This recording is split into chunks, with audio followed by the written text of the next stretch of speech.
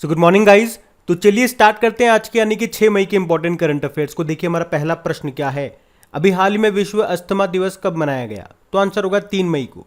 Actually में मई के पहले मंगलवार को इसको मनाया जाता है, तो 2022 में हम इसको 3 मई में मना रहे हैं। क्या है? विश्व अस्थमा दिवस। अब बात रहेगी इसकी थीम क्या है, closing gaps in asthma care. अच्छा, ये तो हो गया वर्ल्ड अस्थमा डे। अगर मैं आपसे पूछूं मलेरिया डे कब मनाया हमने? अभी पिछले महीने मनाया था 25 अप्रैल को। कैंसर डे कब मनाते हैं? 4 फरवरी को मनाते हैं। और टीबी डे ये मनाया जाता है 24 मार्च को। और एड्स डे कब मनाते हैं? 1 दिसंबर को मनाते हैं। अब देखिए मई में कौन कौन से इंपॉर्टेंट डेज हमने मनाए हैं। अगर आपको याद है तो कमेंट बॉक्स में टाइप करके बताइए, मैं आपको आगे ज़रूर बताऊंगा। अभी हम बढ़ते आगे। और हाँ गाइज, आप लोगों के लिए एक आवश्यक सूचना, अभी आने वाले 8 मई को आप लोगों का एक टेस्ट लिया जाएगा। और ये जो टेस्ट होगा ये बिल्कुल फ्री होगा, जिसमें आप पता कर पाएंगे कि आपकी तैयारी कैसे चल रही है। एक्चुअल में कितना आपको आता है ये तो एनालिसिस ही कर पाओगे आप टेस्ट लगा करके ही। लाइव रैंकिंग भी आपको मिलेगी। उस रैंकिंग में आप देख पाओगे कि आपके जो साथी हैं, जो स्टूडेंट्स हैं, जो भी वो टेस्ट देंगे, वहाँ पे आप कहाँ स्टैंड कर पा रहे हो। और इतना ही नहीं, साथ में 1 करोड़ रुपए तक की स्कॉलरशिप भी आप जीत पाओगे। तो अनअकैडमी के जो टॉप एडुकेटर्स हैं वो आपके लिए क्वेश्चंस तैयार करेंगे। बिल्कुल एग्जाम पैटर्न की तरह क्वेश्चन पेपर सेट होगा। और खास बात यह है कि टेस्ट देने के बाद हर क्वेश्चन का वीडियो सॉल्यूशन भी आपको मिल सकेगा, ताकि आपको किसी तरह की परेशानी ना हो। तो टेस्ट का टाइम आपको याद रखना है सुबह 10 बजे 8 मई को। तो जब तक आप अपने आप को एनरोल कर लो, ताकि उस दिन आपको रिमाइंडर आ जाएगा कि हाँ टेस्ट देना है। लिंक आपको नीचे डिस्क्रिप्शन में मिल जाएगा। और टेस्ट को फ्री में देने के लिए कोड आपसे मांगेगा, तो कोड याद रखना, क्रैक एग्जाम 10 ये टाइप कर देना, आपका फ्री में एनरोल हो जाएगा। और देखो, अगर आप तैयारी कर रहे हो वास्तव में, तो टाइम टू टाइम टेस्ट देना आपको जरूर चाहिए। और ये जो फ्री के टेस्ट मैं आपको बता रहा हूँ उसका फायदा कम से कम आप जरूर उठाएं। पेड वाले नहीं ले सकते हो कोई दिक्कत नहीं, लेकिन फ्री वाले तो जरूर लो। जब भी भविष्य में इस तरह के फ्री टेस्ट होंगे तो मैं आपको बता दिया करूंगा, तो उसका बेनिफिट आप जरूर उठाना। तो लिंक डिस्क्रिप्शन में है, कोड याद रखना, क्रैक एग्जाम 10। अभी हम बढ़ते आगे। फिर बताइए, मई 2022 में 24वें डेफ लिम्पिक्स का आयोजन ये कहाँ पे हुआ? तो आंसर होगा ब्राजील में। तो डेफ लिम्पिक्स, इसी को ही डेफ लिम्पियाड भी कहते हैं। ये जो डेफ यानी कि बधिर एथलीट होते हैं उनके बीच की एक प्रतियोगिता होती है। ये हर 4 साल में एक बार होती है। और जिस तरह से आपके ओलंपिक नहीं होते क्या, समर ओलंपिक और विंटर ओलंपिक, ये भी ऐसे ही होती है। और ये जो अभी मई में हो रही है ये समर वाले हैं, जो 1 मई को शुरू हुए और 15 मई तक चलेंगे। और विंटर वाली कब होगी? ये 2023 में होगी, वो कनाडा में होगी। तो अभी आप याद रखें ये ब्राज़ील में चल रही है। और अभी इसमें भारत ने 2 गोल्ड और 1 ब्रोंज जीत लिया है। गोल्ड कहाँ कहाँ जीते गए? तो निशानेबाज हैं धनुष श्रीकांत, इन्होंने पुरुषों की 10 मीटर एयर राइफल में गोल्ड जीता है। उसके अलावा हाँ, भारतीय बैडमिंटन टीम ने जापान को हरा के दूसरा गोल्ड जीता है। अच्छा, आपको पता है अभी आपके समर ओलंपिक हुए थे, जिसे आप टोक्यो ओलंपिक बोलते हो। टोक्यो ओलंपिक 2020, उसमें भारत ने कितने मेडल जीते? 1 तो गोल्ड था, 2 सिल्वर थे और 4 ब्रोंज थे। टोटल 7 मेडल जीते थे। गोल्ड जीता था नीरज चोपड़ा ने भाला फेंक में। 2 सिल्वर किस किसने जीते थे? रवि कुमार दहिया ने, ये पहलवान है।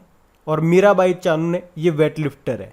ब्रोंज 4 ब्रोंज आए थे। एक तो पीवी सिंधु ने, ये बैडमिंटन प्लेयर है, इन्होंने ब्रोंज जीता था। लवलीना बोर्गोहेन, ये मुक्केबाज बॉक्सर है, इन्होंने ब्रोंज जीता था। और 1 ब्रोंज जीता था बजरंग पूनिया ने कुश्ती में। और 1 ब्रोंज भारतीय पुरुष हॉकी टीम लेकर के आई थी जर्मनी को हरा करके। तो इस तरह से 4 ब्रोंज हमारे पास आए। और इस बार के ये जो टोक्यो ओलंपिक थे कौन से नंबर के थे? 32वें नंबर के थे। और इसमें उद्घाटन समारोह में ध्वजवाहक कौन रहे? मनप्रीत सिंह थे और एमसी मैरी कॉम थी। मनप्रीत सिंह कौन है? पुरुष हॉकी टीम के कप्तान है। और एमसी मैरी कॉम तो आप जानते ही मुक्केबाज हैं। और समापन समारोह में ध्वजवाहक फ्लैग बियरर कौन थे? बजरंग पूनिया थे। और इसमें भारत के लिए पहला पदक कौन लेकर के आई थी? मीराबाई चानू। मैंने बताया आपको वेट लिफ्टिंग में 49 किलोग्राम कैटेगरी में सिल्वर लाई थी ये। और टोक्यो ओलंपिक में और क्या ध्यान रख सकते हो? इसके शुभंकर ध्यान रखो। इसका शुभंकर क्या था? मिराइतोवा। जबकि पैरालंपिक का क्या था? सोमाइती। अब आपको होगी कि पैरालंपिक में, टोक्यो पैरालंपिक में भारत ने कौन कौन से और कितने मेडल जीते टोटल? तो 5 तो हमारे पास गोल्ड आए थे, पैरालंपिक की बात कर रहे हैं। सिल्वर कितने आए थे? 8, और ब्रोंज आए थे 6, यानी कि टोटल मेडल कितने आए? 19 मेडल आए। और भारत की रैंक क्या रही थी पदक तालिका में? 24। और टोक्यो ओलंपिक में भारत की रैंक क्या थी? 48, यानी कि इसका डबल कर दो। और टोक्यो पैरालंपिक का शुभंकर मैंने आपको बता दिया, सोमाइती था। यहाँ पे गोल्ड कौन कौन लेकर के आया था, बस इतना ध्यान रख लो। एक तो अवनी लखेरा गोल्ड लेकर के आई थी, ये शूटर है। एक मनीष नरवाल, ये भी शूटर है, ये भी गोल्ड लेकर के आए थे। एक प्रमोद भगत का नाम याद रखो, बैडमिंटन में गोल्ड लाए थे। एक सुमित अंतिल, ये भाला फेंक में गोल्ड लेकर के आए थे। और एक है कृष्णा नागर, ये बैडमिंटन में गोल्ड लेकर के आए थे। तो इतना आप इस प्रश्न से याद रख सकते हैं। बढ़ते हैं आगे। चलिए बताइए, अभी हाल ही में डीडी नेशनल के किस शो ने ENBA अवार्ड 2021 जीता है? तो आंसर होगा बेस्ट फ्रेंड फॉर एवर। तो डीडी नेशनल ने ENBA मतलब क्या हो गया? Exchange for media news broadcasting awards के 14वें संस्करण में पालतू जानवरों के ऊपर एक शो आता है दूरदर्शन पे, जिसका नाम है बेस्ट फ्रेंड फॉर एवर। तो उस शो ने ही ENBA पुरस्कार 2021 जीता है। ये जो शो है ये हर शाम 7 बजे आता है, आधा घंटे के लिए। इस शो में क्या होता है, 2 विशेषज्ञ होते हैं जो लोगों को अपने पालतू जानवरों की देखभाल, उनके भोजन पोषण, नियमित स्वास्थ्य की जांच, टीकाकरण और पालतू जानवरों से संबंधित जो भी लोगों के मुद्दे होते हैं उस पर समाधान ये प्रोवाइड करते हैं। लोग इनको कॉल करते हैं और ये समाधान बताते हैं। तो शो का नाम याद रखना, बेस्ट फ्रेंड फॉर एवर है। बढ़ते हैं आगे। फिर बताइए, मई 2022 में किसे गूगल के नए सार्वजनिक नीति प्रमुख के रूप में नियुक्त किया गया? तो आंसर होगा अर्चना गुलाटी को। तो अभी गूगल ने अर्चना गुलाटी को भारत में नया सार्वजनिक नीति प्रमुख नियुक्त किया है। ये नीति आयोग की पूर्व जॉइंट सेक्रेटरी रह चुकी हैं अर्चना गुलाटी, नाम याद रखना। बाकी संगीता सिंह नाम याद है, अभी CBDT के चेयरपर्सन बनी है ये। और रितु खांडूरी, ये उत्तराखंड विधानसभा में पहली महिला स्पीकर बनी है। और शांति श्री धुरीपुरी पंडित, ये जवाहरलाल नेहरू यूनिवर्सिटी की पहली महिला वाइस चांसलर बनी है। अच्छा देखो, बात तो गूगल की है। तो गूगल की स्थापना होती है 4 सितंबर 1998 को, हेडक्वार्टर कैलिफोर्निया US में है। इसके फाउंडर कौन थे? लेरी पेज और सर्जे ब्रिन। इसकी पेरेंट कंपनी है अल्फ़ाबेट। अच्छा, यहाँ पे आप लोग मुझे बताइए कि अभी अल्फ़ाबेट ने किस नाम से एक नई रोबोटिक्स कंपनी को लॉन्च किया था? तो आंसर हो जाएगा इंट्रेंसिक। ये कंपनी क्या करेगी? ये इंडस्ट्री में काम आने वाले जो रोबोट्स होते हैं उनके लिए सॉफ्टवेयर बनाने का काम करेगी। और गूगल और अल्फ़ाबेट दोनों के CEO बन गए हैं सुंदर पिचाई। अच्छा, इसके अलावा एक और प्रश्न मैं आप लोगों से पूछूंगा। आप बताइए, 2 जने हैं, चलो उनमें से तो एक यही है सुंदर पिचाई, दूसरे व्यक्ति का नाम बताना है आपको। उन्हें अभी पद्म पुरस्कार मिला था। और दूसरा प्रश्न आपका यही है कि कौन सा पद्म पुरस्कार उनको मिला था? पद्म भूषण मिला, पद्म विभूषण मिला या पद्मश्री मिला? ये बताइए। हम बढ़ते हैं आगे। चलिए बताइए, मई 2022 में किस देश की क्रिकेट टीम विश्व की नंबर 1 रैंकिंग वाली T20 टीम बन गई है? तो आंसर होगा भारत। तो भारतीय क्रिकेट टीम ने ICC की सालाना जो रैंकिंग आती है उसमें T20 में नंबर 1 स्थान हासिल किया है। जबकि टेस्ट टीम में लगातार 5 साल ये नंबर 1 रही है भारतीय टीम, लेकिन इस बार ये दूसरे स्थान पे आ गई। तो पहले स्थान पे कौन है? उसी तरह से वनडे रैंकिंग में भारत चौथे स्थान पे आ गया है, तो उसमें पहले स्थान पे कौन है? चलो तीनों को देखते। पहला तो मैंने आपको बता ही दिया, T20 रैंकिंग में भारत टॉप पे है। टेस्ट रैंकिंग में अभी तक भारत टॉप पे चल रहा था, लेकिन अब सेकंड पे आ गया। तो फर्स्ट पे कौन है? फर्स्ट पे ऑस्ट्रेलिया की टीम है। और वनडे रैंकिंग में भारत चौथे स्थान पर है। पहले स्थान पे कौन है? न्यूजीलैंड की टीम है। वैसे भारतीय टीम के कप्तान वर्तमान में कौन है? रोहित शर्मा है। अच्छा, क्रिकेट की बात है तो 2-3 सिंपल प्रश्न मैं आप लोगों से पूछूंगा, करंट अफेयर्स के ये सारे। पहले आप लोग उत्तर देना। मुझे बताओ, 2023 में street child cricket world cup ये कहाँ पे होंगे? बताओ। तो इसका आंसर होगा भारत में होंगे। और भारत में ही अगले साल 2023 में ICC मेंस वर्ल्ड कप भी होंगे, ये भी आपको याद है। और अभी 2022 में जो ICC वुमेन्स वर्ल्ड कप हुए थे, कहाँ पे? न्यूजीलैंड में। किसने जीता? ऑस्ट्रेलिया ने जीता है 7वीं बार, इंग्लैंड को हरा के जीता भी तो। और ऑस्ट्रेलिया से आपको याद आएगा कुछ समय पहले जो ICC T20 वर्ल्ड कप नहीं हुए थे यूनाइटेड अरब अमीरात और ओमान में, उसको भी तो ऑस्ट्रेलिया ने जीता था। तो फिर भारत ने क्या जीता? अभी जो अंडर 19 वर्ल्ड कप हुए थे उसको भारत ने जीता था, जिसमें कप्तान रहे थे यश धूल। उसके अलावा याद रखना पहली बार अंडर 19 वुमेन्स वर्ल्ड कप होंगे 2023 में, कहाँ पे? साउथ अफ्रीका में। और 2024 में जो ICC T20 वर्ल्ड कप होंगे वो US और वेस्ट इंडीज़ में होंगे। और कॉमनवेल्थ गेम्स की बात करें तो 2022 वाले ये बर्मिंघम इंग्लैंड में होंगे। अब आप मुझे बता दो 2026 वाले कॉमनवेल्थ गेम्स कहाँ पे होंगे, बताओ, हम बढ़ते आगे।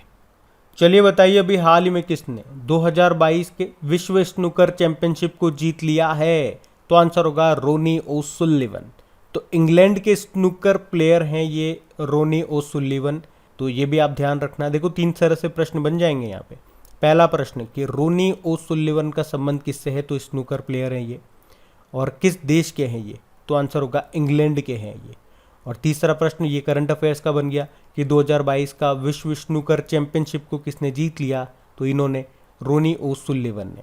और ओसुलिवन ने 7वीं बार वर्ल्ड टाइटल जीता है। वैसे आपको बता दूं कि सबसे ज़्यादा वर्ल्ड टाइटल जीतने का जो रिकॉर्ड है ये इंग्लैंड के जॉय डेविस के नाम है। वे 15 बार वर्ल्ड चैंपियन बने थे। अच्छा, हम तो प्रश्न की बात करते हैं। याद रखना 2022 विश्व स्नूकर चैंपियनशिप को किसने जीता? रोनी ओसुलिवन ने। और इसी के साथ 46 ईयर की उम्र में वर्ल्ड चैंपियन बनने वाले ये सबसे उम्र दराज खिलाड़ी बन गए हैं, रोनी ओसुलिवन। और अब भारत के भी कुछ स्नूकर प्लेयर हैं जैसे कि आदित्य मेहता। अभी फरवरी की न्यूज़ आपको बताता हूँ। नेशनल स्नूकर चैंपियनशिप जो पुणे में हुई थी, पुणे महाराष्ट्र में, उसमें पुरुषों में आदित्य मेहता जीते थे। पंकज आडवाणी को इन्होंने हराया था। और महिलाओं में विद्या पिल्लई जीती थी। अच्छा, पंकज आडवाणी से भी प्रश्न बन जाएगा। अभी मार्च की ही बात है, इन्होंने 8वीं बार एशियन बिलियर्ड्स चैंपियनशिप 2022 को जीत लिया जो कि दोहा कतर में हुई थी।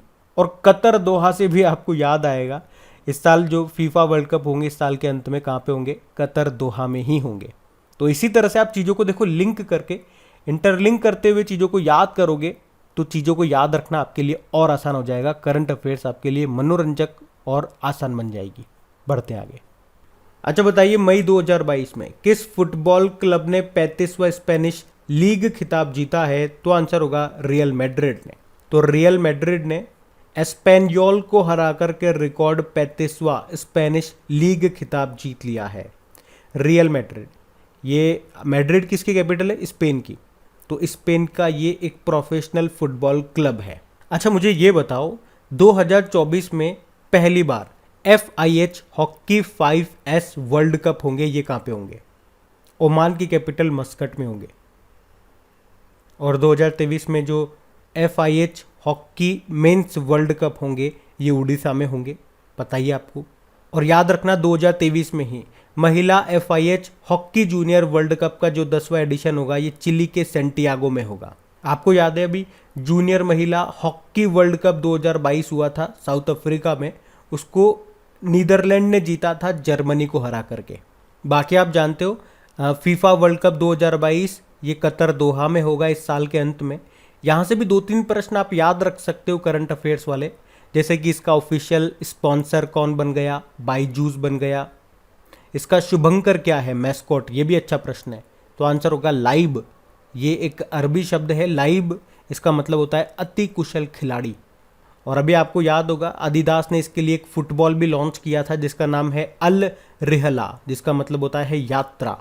और इस गेंद को पूरी तरह से पानी आधारित स्याही और गोंद से बनाया गया है जो अपने आप में पहली बार है। और आपसे पूछे कोपा अमेरिका फुटबॉल 2021 को किसने जीता था? अर्जेंटीना ने ब्राज़ील को हरा के। और यूरो कप 2020 को जीता था इटली ने इंग्लैंड को हरा के। अच्छा, डूरंड कप 2021 किसने जीता? FC गोवा ने जीता था जो कि कोलकाता में हुआ था। और महिला एशियाई कप 2022 जो कि महाराष्ट्र में हुआ था उसको चाइना ने जीता था साउथ कोरिया को हरा के। और फीफा से भी 2 प्रश्न याद रखें आप स्टैटिक, जैसे कि इसका हेडक्वार्टर है ज्यूरिख स्विट्जरलैंड में और इसके अध्यक्ष है गियानी इन्फेनिटो। बढ़ते आगे। अब बताइए अभी हाल ही में 12वीं हॉकी इंडिया सब जूनियर पुरुष राष्ट्रीय चैंपियनशिप ये कहाँ पे शुरू हुई? तो आंसर होगा गोवा में। तो अभी 4 मई को 12वीं हॉकी इंडिया सब जूनियर पुरुष राष्ट्रीय चैंपियनशिप शुरू हुई है, कहाँ पे? गोवा में। अभी 4 मई को ये शुरू हुई जो कि 15 मई तक चलेगी। और इसी तरह से एक क्वेश्चन आप लोगों ने पढ़ा होगा 12वीं senior mains national hockey championship जो कि अभी अप्रैल में हुई थी भोपाल मध्य प्रदेश में, उसको किसने जीता? हरियाणा ने तमिलनाडु को हरा के। और अगर आपसे पूछे कि Abdullah Khan heritage hockey cup को किसने जीता? भारतीय रेलवे ने जीता आर्मी 11 को हरा के। और दूसरे जो national ice hockey mains championship हुई थी जम्मू कश्मीर के गुलमर्ग में, उसको आईटीबीपी ने जीता था लद्दाख को हरा के। और लद्दाख से आपको याद आएगा नवी महिला राष्ट्रीय आइस हॉकी चैंपियनशिप 2022 जो कि अभी पहली बार हिमाचल प्रदेश में हुई थी, उसको लद्दाख ने ही तो जीता था। उसके अलावा men's hockey junior world cup 2021 जो उड़ीसा में हुआ था, उसको अर्जेंटीना ने जीता था जर्मनी को हरा के। और जर्मनी को तो हमारी भारतीय पुरुष हॉकी टीम ने भी हराया था टोक्यो ओलंपिक 2020 में, और इस तरह से हमने ब्रोंज मेडल जीता था। और आपसे पूछा जाए कि FIH प्रेसिडेंट अवार्ड किसे मिला, तो आंसर होगा VK पांडियन को। और भारत का सबसे बड़ा हॉकी स्टेडियम कहाँ पे बन रहा है? उड़ीसा के राउरकेला में बन रहा है। 2023 के जो मेंस हॉकी वर्ल्ड कप होंगे वो यहीं पे होंगे। और हॉकी इंडिया के अध्यक्ष का नाम है ज्ञानेंद्रो निगोंगबाम, ये मणिपुर के। वैसे इंटरनेशनल हॉकी फेडरेशन का हेडक्वार्टर कहाँ पर है? लुज़ेन स्विट्जरलैंड में है, और इसके प्रेसिडेंट है नरेंद्र बत्रा। तो ये सारे पॉइंट्स ध्यान रखना, बढ़ते आगे। फिर बताइए अभी हाल ही में अंतर्राष्ट्रीय अग्निशमन दिवस कब मनाया गया? तो आंसर होगा 4 मई को। तो इंटरनेशनल फायर फाइटर्स डे ये हर साल 4 मई को मनाया जाता है।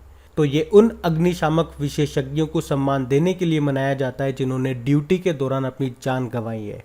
और उम्मीद करूंगा मई में जो भी इंपॉर्टेंट डेज आप लोगों ने जो भी 3-4 डे मनाए वो आपने ज़रूर लिखे होंगे कमेंट बॉक्स में। एक बार रिवाइज करते हैं क्या क्या थे वो। 1 मई को आपने कहा 3 डे मनाए थे आपने। एक तो उज्ज्वला दिवस मनाया, एक इंटरनेशनल लेबर डे मनाया, और एक लाफ्टर डे मनाया था जो कि मई के पहले रविवार को मनाया जाता है। उसके बाद 2 मई को आपने वर्ल्ड ट्यूना डे मनाया, और 3 मई को वर्ल्ड प्रेस फ्रीडम डे मनाया।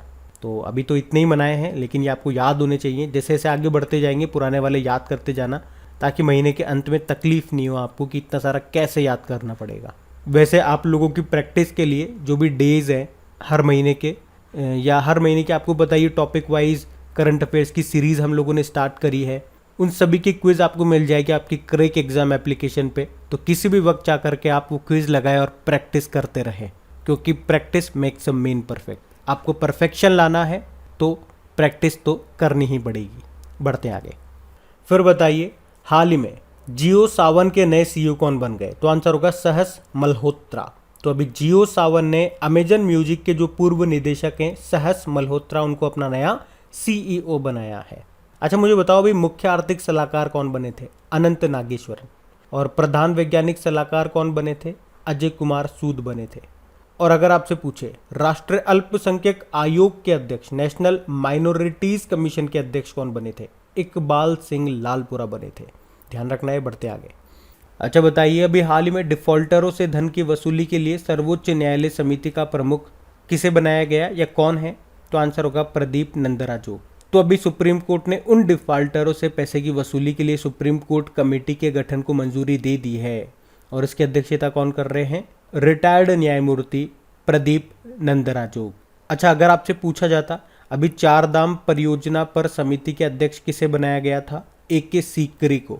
और आपको याद होगा RBI ने पेमेंट्स इंफ्रास्ट्रक्चर डेवलपमेंट फंड योजना के प्रबंधन के लिए एक सलाहकार परिषद का गठन किया था BP कानूनगो की अध्यक्षता में। और SEBI security and exchange board of India ने तकनीकी क्षमताओं को बढ़ाने और बाजार की विसंगतियों का जल्द पता लगाने के लिए एक अलर्ट समिति बनाई थी, जिसकी अध्यक्षता कौन कर रही हैं? माधवी पुरी बुच कर रही हैं। वैसे अभी ये सेबी की पहली महिला अध्यक्ष भी बन चुकी हैं। अच्छा रेल बजट और आम बजट को अलग करने वाली समिति क्या नाम था? एकवर्त समिति। और इनको साथ लाने वाली समिति थी विवेक देबरॉय समिति। तो अब बात करेंगे कल के वीडियो में पूछे गए प्रश्न के उत्तर की। तो कल के वीडियो में आपसे पूछा गया था कि जूनियर वर्ल्ड वेटलिफ्टिंग चैंपियनशिप में स्वर्ण पदक जीतने वाली पहली भारतीय कौन बनी? तो आंसर होगा हर्षदा शरद गरुड़। आप सभी ने प्रश्न का बिल्कुल सही उत्तर दिया है। और गाइज प्लीज़ अगर सेशन अच्छा लगता है, हेल्पफुल लगता है, तो इसे सपोर्ट ज़रूर करें, अपने दोस्तों के साथ में शेयर ज़रूर करें। जो भी आपका व्हाट्सएप ग्रुप हो गया, फेसबुक ग्रुप हो गया, तो वहाँ पे एक बार इस लिंक को शेयर ज़रूर कर देना और लाइक करना मत भूलना। और इनका क्विज बना करके अपलोड कर दिया गया आपके क्रैक एग्जाम एप्लीकेशन पे, ताकि इनकी आप अच्छे से प्रैक्टिस कर सके वीडियो देखने के बाद। और PDF भी आपको वहीं पे मिल जाएगा। और देखो अभी आप क्विज लगाने जाओगे इन क्वेश्चन की तो साथ में कोशिश करना पिछले 2-3 दिनों के जो आपने क्वेश्चन पढ़े हैं उनकी भी क्विज साथ के साथ लगाया करना, ताकि ये भी पता चलता रहे कि पीछे वाले क्वेश्चन में आप कितना सही कर रहे हो और कितना गलत कर रहे हो। मतलब भूले तो नहीं हो, रिवीजन चलता रहना चाहिए।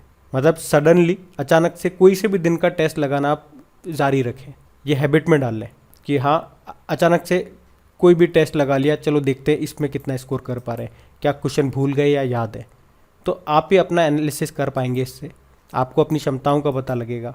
पीडीएफ भी आपको वहीं पे मिल जाएगी, बता दिया मैंने आपको। क्रैक एग्जाम एप्लीकेशन का लिंक आपको नीचे डिस्क्रिप्शन में मिल जाएगा। अब ये रहा आज का आपका होमवर्क प्रश्न।